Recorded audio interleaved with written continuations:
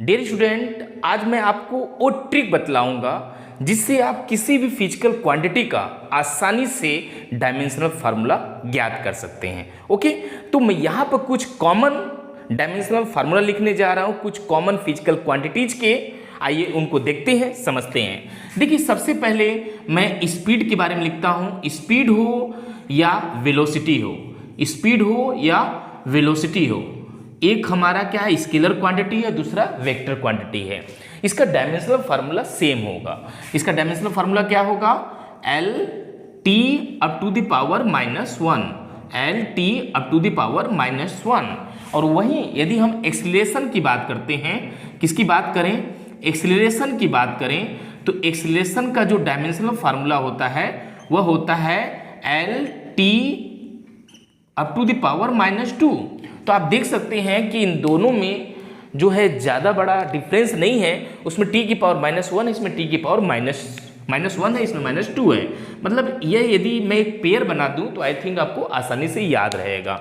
ठीक है, उसके बाद यदि हम फोर्स की बात करें तो फोर्स का जो डायमेंशनल फार्मूला होता है वह होता है क्या, M L T up to the power -2। Okay, और उसके बाद फोर्स के बाद यदि हम इसका पेयर बनाना चाहें तो मान लीजिए यहाँ पर लेते हैं वर्क या एनर्जी, वर्क या एनर्जी। इसका जो डायमेंशनल फार्मूला होता है यह होता है क्या, M L square T up to the power -2।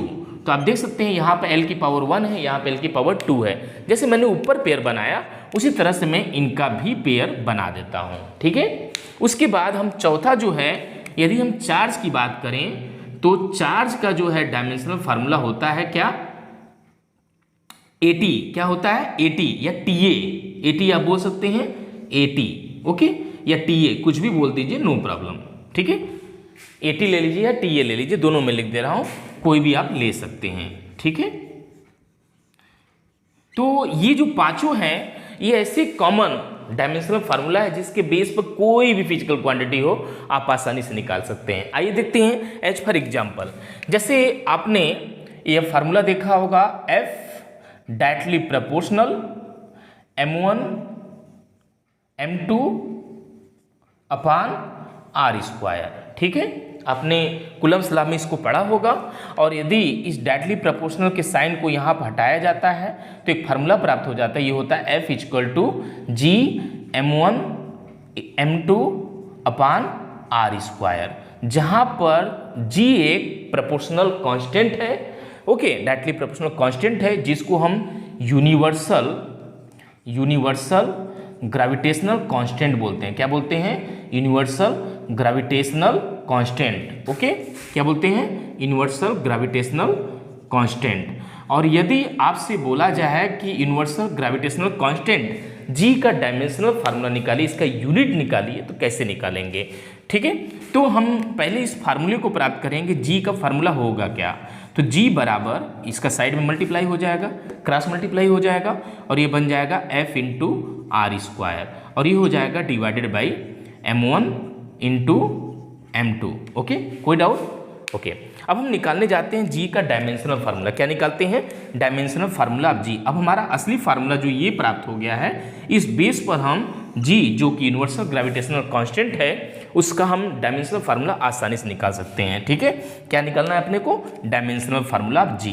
तो मैं यहाँ लिख दे रहा हूँ, dimensional formula of universal gravitational constant जी। ये कैसे निकलेगा, तो देखिए यहाँ पर फोर्स दिख रहा है, तो फोर्स का डायमेंशनल फार्मूला मैंने लिखा है क्या, M L T up to the power -2, और आर हमारा क्या है, डिस्टेंस है, तो इसकी जगह हो जाएगा एल। ओके, एल स्क्वायर हो जाएगा।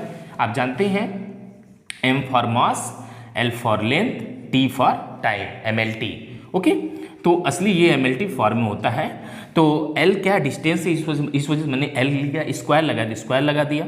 अब अपॉन है तो मैंने अपॉन कर दिया। M क्या है, मास के लिए क्या लगाते हैं हम, M लगाते हैं। तो यहाँ क्या हो जाएगा, M, एक यहाँ पर M हो जाएगा, एक यहाँ पर M हो जाएगा। ओके, अब एक M से एक M कैंसिल माना जाएगा, काटना नहीं है, ऐसे समझ लेना है।